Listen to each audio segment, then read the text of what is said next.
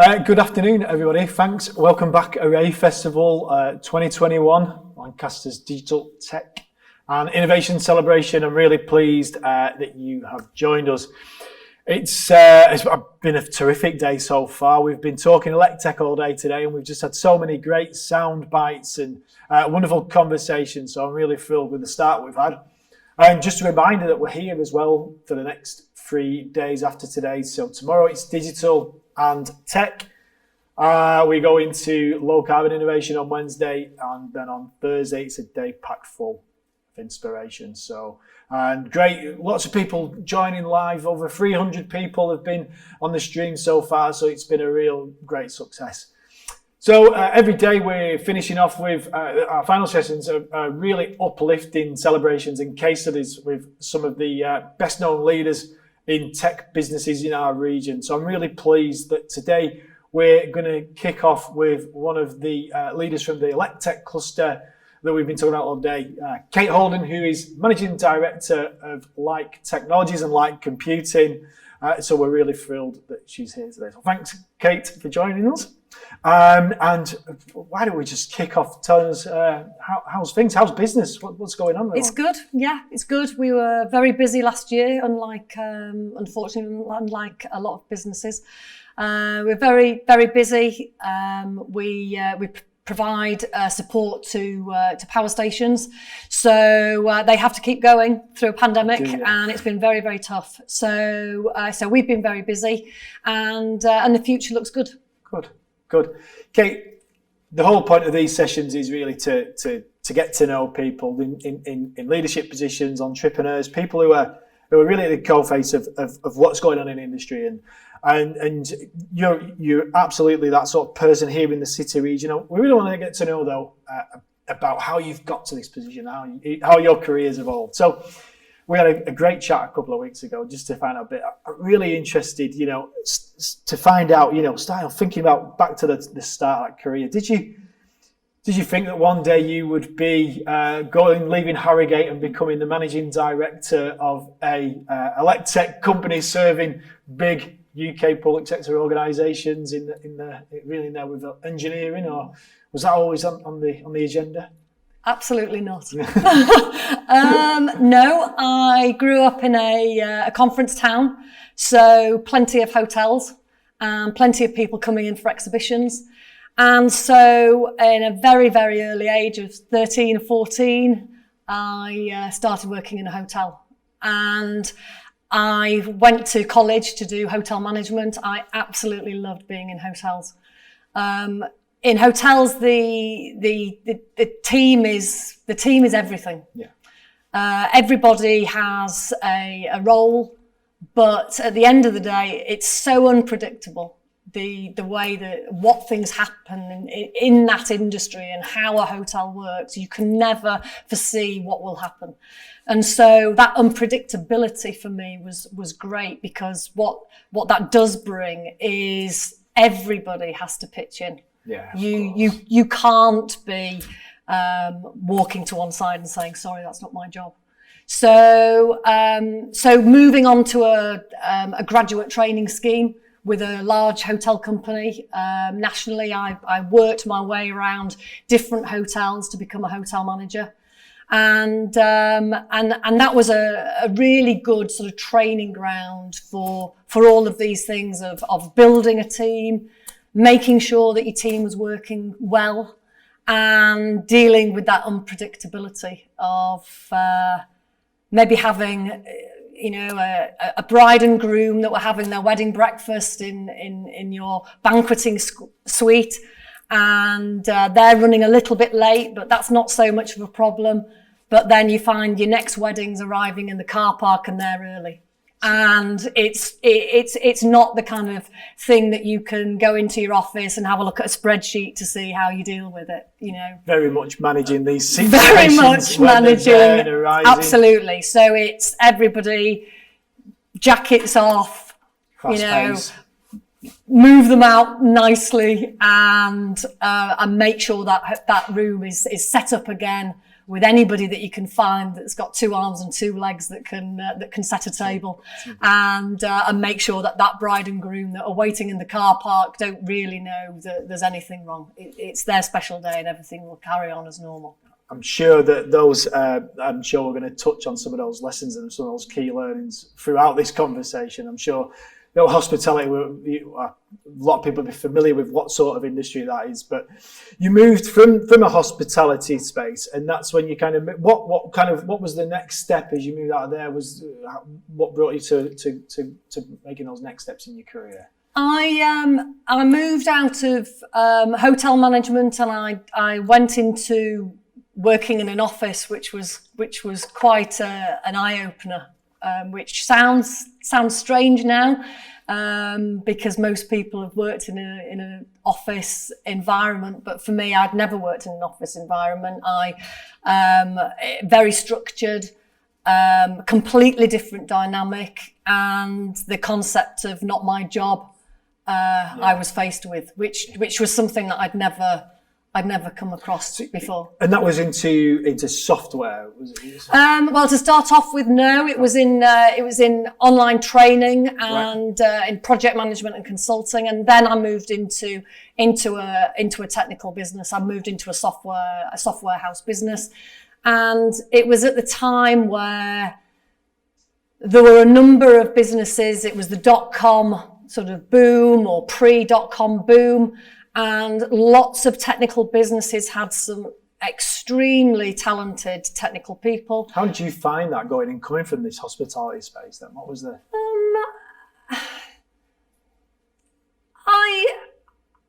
It gave me more structure in the way that I worked. I didn't find it a struggle. I think that I'm quite naturally the sort of person that wants to understand what's going on. I'm not a technical person. I haven't come from a technical background, but I'm able to take information, and I was able to take information from the more technical people in the business, and thinking, well, if I can understand it, then I can relay it to customers, because that was clearly an issue at the time, was to try and get that translation of what this technology could do for businesses, but put it in a language that customers could understand. You couldn't understand about the coding and specifics of coding, but you didn't need to. You just need to understand what it's going to do for you. So I was more of that sort of conduit in the middle of translating that, and so I started in consultancy and project management, and then naturally kind of fell into managing teams, because I suppose that was sort of where my forte was, I suppose, was sort of getting people to work together and getting rid of this concept of that's not my job. Yeah. And so what was the organisation then at that time? What was the company called that you were? It was Camino that I went, the software house company that I worked for. They delivered public sector based software to local authorities, to schools, into central government, etc. So that was software, and then it moved into more service-based offerings as well. So we did business process re-engineering. We were providing software that helped with paperless offices. But it sounds like you must have been moving at a really fast pace at that point. Yeah. There must have been so much going on. What was that like? What sort of people were you working with? What was that whole environment at that time like for you in terms of your career? It was really exciting, and but also it's quite challenging, because the technical aspects can sort of overtake sometimes, and we've all got to remember that there is a customer at the end of it. So I was working with some extremely creative, extremely talented people, but saying, hang on a minute, we've got to be able to make this work. It's got to be sold. It's got to give the customer something at the end of it. It sounds like you were perhaps in a almost like a bit of a translatory role then, working in between those technical people, the technicians who were there developing software, building stuff, and I guess at a relatively early stage in kind of, the development of internet technologies and what that meant. So, and at the other side then talking to customers and clients. How did you find it from a client side? What was that whole, I'm trying to kind of picture what this is like, engaging those two specific types of parties. Well, clients were easy for me because for me, that was the whole of my training was all about front facing, all about the customer. It was all about ensuring that ensuring that you were listening, not necessarily always agreeing, but making sure that you could guide your customer in the direction that you wanted them to go in, and also translate what they were saying, because of course we know that people don't necessarily say what they actually mean or say what they want. So particularly in for technical solutions, they know the problem that they've got, but they can't necessarily tell you what the technology is that they want to create that solution. So it's being able to really listen and be able to work with people to get them to listen, and make sure that all the consultants that were working for me and all the project managers that were working for me at the time of getting them to actually listen to the customer. And how did you, so that you can sort of see where this works on that customer side, talking every day with people. But what about then on the other side, the technicians? I mean, this sounds like a real, the formulation of a really strong skill set at that stage of your career. I think that I would never ever say that I was a technical person. Mm. I have never made that something that's part of my portfolio. And I think that if you say that, and I have said that, you can always ask those questions. If you decide that you would like to say that you are an expert in this, or say that you are technical, but don't worry about it, I'll understand it, then it inhibits you what questions you can actually ask. I ask everything. I always ask the question, and I always boil it down to logic for me. Why? Why does it take that long? Tell me why you're doing it in that way. Why are you following that process? Nothing technical, just why? Yeah. Getting down to the real bones of why it's built in that way, why it's going in that direction, what it will do at the end of it. You don't have to be technical to understand that basic rationale of something. Excellent. So you were working at Camino and big software consulting, growing quickly. Mm. And your career at that point was starting to evolve, and you were, I guess, making real waves in the business and in the industry. And when we talked, you mentioned that you were heading towards the board at quite an early stage. What was that like? And what do you think it was? When did you get to the board level? And what was it? What was it about you that got you to that early success, do you think, at that stage in your career? I think that the main thing that got me there, I worked hard. I was interested in what we did. I was interested in our customers.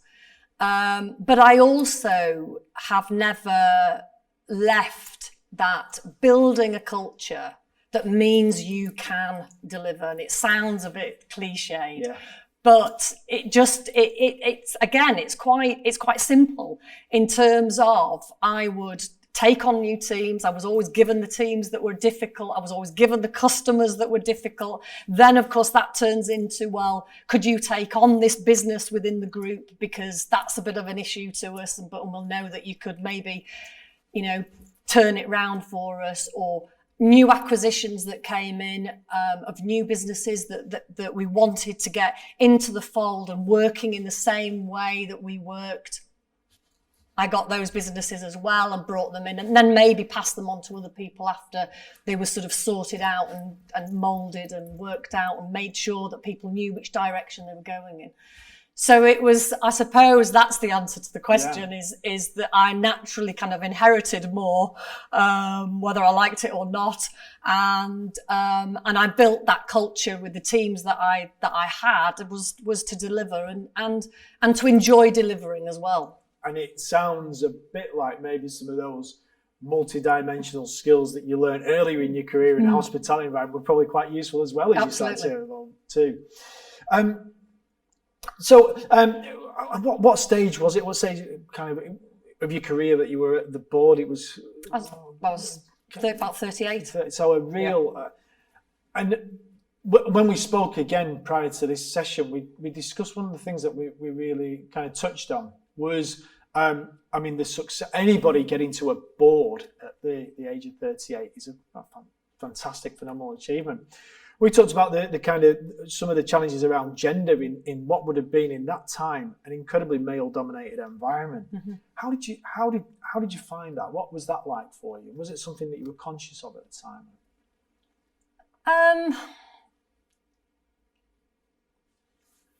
I don't think it was. Yes, I'm conscious of it. Yeah. Gender was never an issue in hospitality. So my background doesn't sort of feature gender being a thing, you know, in the workplace. Yeah. For me in hospitality, you were there because you did a good job. You could do that. You had the skills. It wasn't about being a specific, you know, as gender. But yes, of course, in a male dominated environment, yes, of course, I was aware of it. One of the things that one of the sound bites, and I remember you kind of mentioned this, and I thought it was really interesting. You said, I think it was, you said, we need to turn the conversation away from gender and onto culture. That was a really interesting. What does that mean to you? What did you kind of mean by that? I suppose what I mean by that is that when I was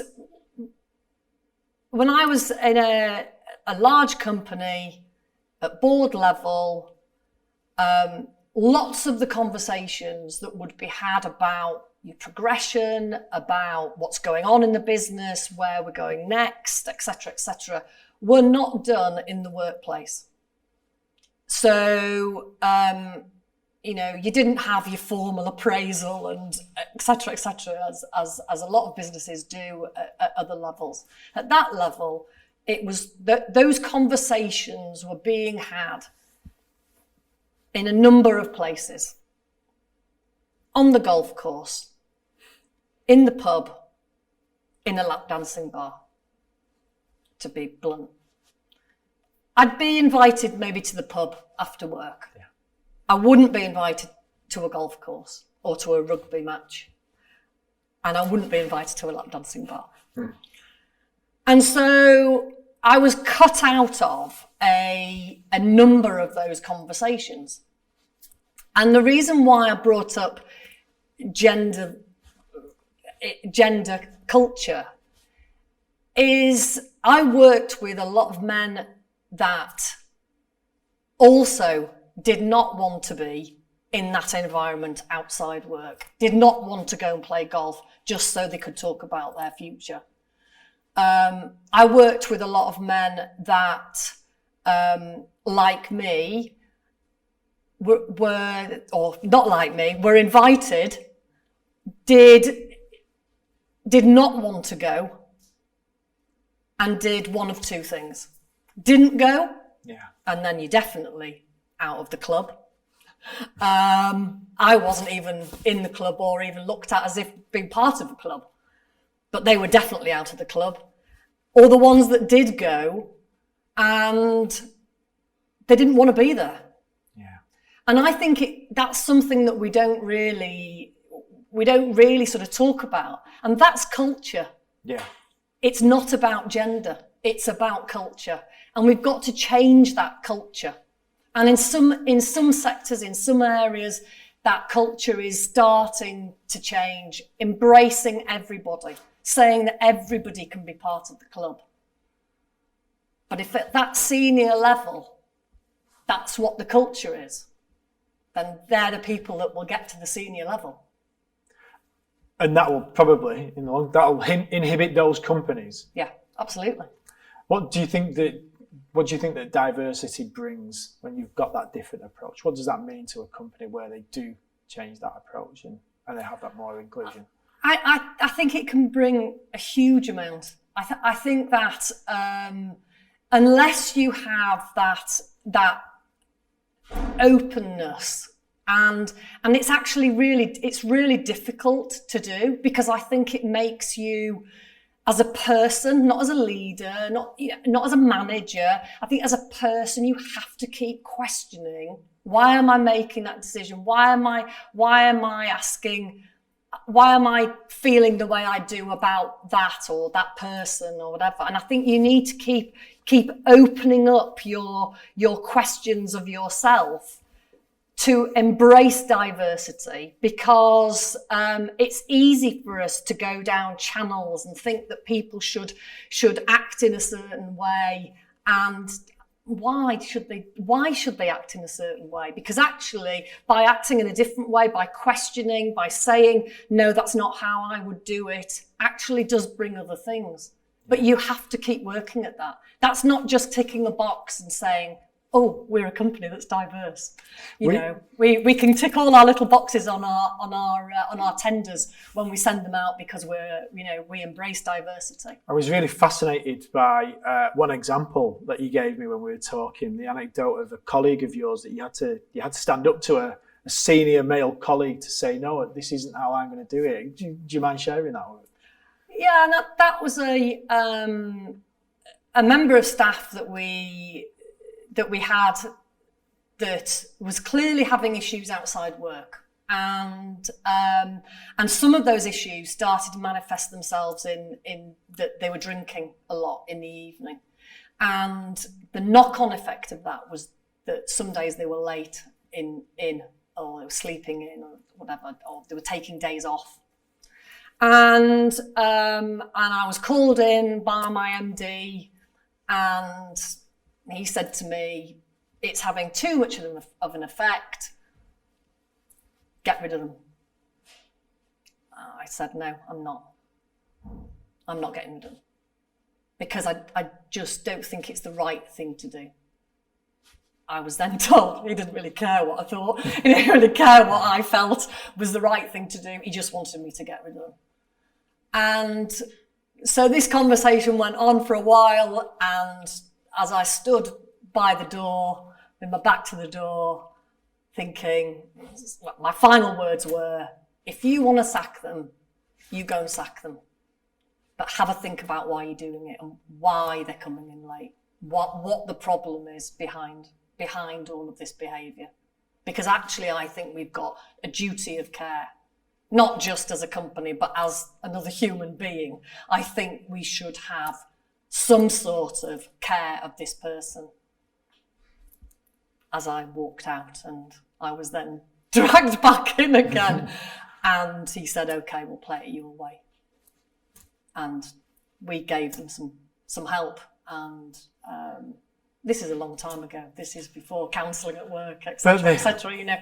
But it's the fact is that you have to stand up for your own principles. I think sometimes that brings good diversity in I think the thing that really amazed me as you told me that story is that we still have companies and organisations now that would struggle to stick up their values in the way that you did. And it's just a fascinating insight, I think, into how you've grown and how you've developed and some of the experiences that have shaped that learning. So you were at the point, late 30s, on the board of this big major company and evolving and growing further then, I guess. And then as that part of your career continued in these corporate fast-paced environments, you moved along a little bit and decided that the next stage was the time to leave that environment and come and work for an SME in Lancaster. Mm-hmm. Tell us what happened. I mean, what was the thinking behind that particular decision in your career? Then why was that change came about? How did that come about? I think there were a number of reasons, but I think I think I was getting a bit bored of the same old narrative of targets not being invited to the lap dancing bar. I get a bit bored of it. And I think that when I sort of sat down and said, well, where do I really want to work? How do I really want to work? I think it did sort of take me back to, I would like to go and work for an SME. I'd like to go back to that small team atmosphere and have something that I've got a little bit more control over in terms of how it works and what we do and how people are with other people. So I suppose that's what drew me to an SME. Really. And I seem to remember you saying it was quite an interesting recruitment process. The advert was quite interesting, and yeah, it was an advert saying if you're a non-corporate person, apply, basically. And of course, I was a corporate person, but I was hoping that maybe I could be something else or go back to being something else. And how you found the transition? How did that period? How was that transition? Then was it? It was interesting. Again, it's sort of another one of those times where you have to start learning again, and that's really quite good. Sometimes it can get a bit boring doing the same thing and not having to learn, not having to ask all those questions. I did not know about electronics, so I've got to keep asking questions. I've got to rely on the people that work for me. And that builds them as well. It doesn't, I'm not the person at the head of the organisation that's got all the answers. And I think that's right, that I shouldn't have all the answers. So you came into, of course, this is the point you came to like technologies and came to like computing. So what was it? What did you find? What was the business like? What sort of customers do you start to deal with? What was it? A much smaller team, I guess, and much smaller team. A business that's been in Lancaster for a number of years. Now we're heading to 15 years, and is a successful business and working with power stations and working with engineers in power stations. So yes, a very different environment for me. But again, it goes back to those basics for me of teamwork, of making sure that the people around you have got freedom to do the things that they're good at and that they want to do, and not, as I've just said, not being the person thinking that they've got all the answers. So what is Like Technologies like as a business? And you've recently, Like Technologies is historically working with nuclear sector in electronics, but also have also looked at moving into like computing. Into what's that been like for you? What's the? It's been interesting. We've been very busy with the nuclear sector. Yeah. So really we want to do more in cybersecurity and in that whole cyber space.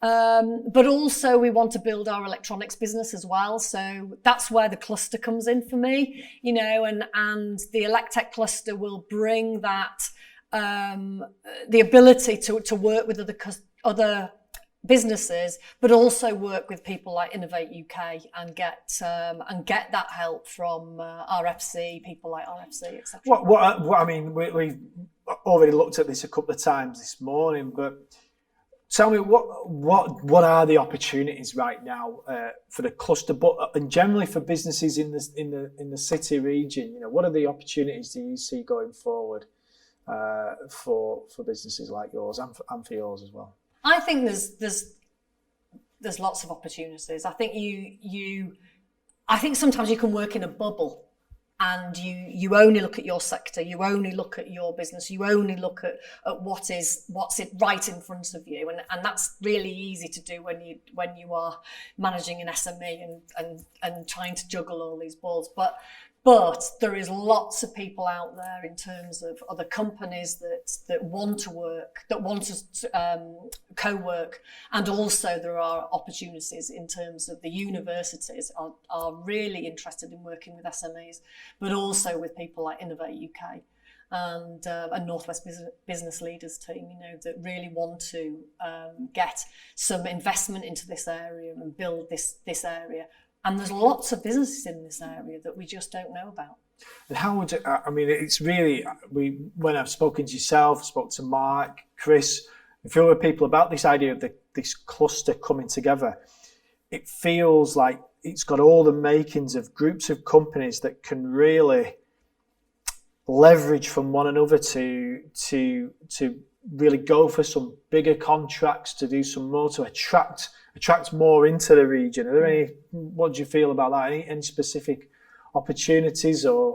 Well, for us is that there are, for my business specifically, we have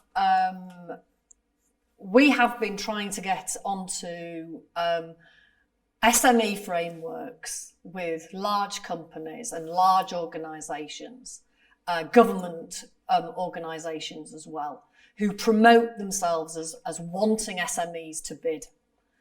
And I've been with the business for 5 years, and I've tried 5 years, and I'm not had one piece of business from that channel, because generally those channels change, or generally the SMEs don't get the business. They go to bigger companies and say, well, we'll give you the work, but you have to give it to some SMEs. Yeah. And so I feel that the benefit of cluster in that specific case is that if you are going as a body and a collective of businesses that say, well, these are the services that we can offer you, and these are the different types of things that we can offer you as a service, like as products, etc. You have a much more chance of getting onto those supplier frameworks. Yeah. And I think that's it, isn't it? That, bringing groups together, places like this that bring people together and to talk will hopefully help heighten those, and especially with the university on the doorstep, there's so much opportunity. Absolutely, yeah.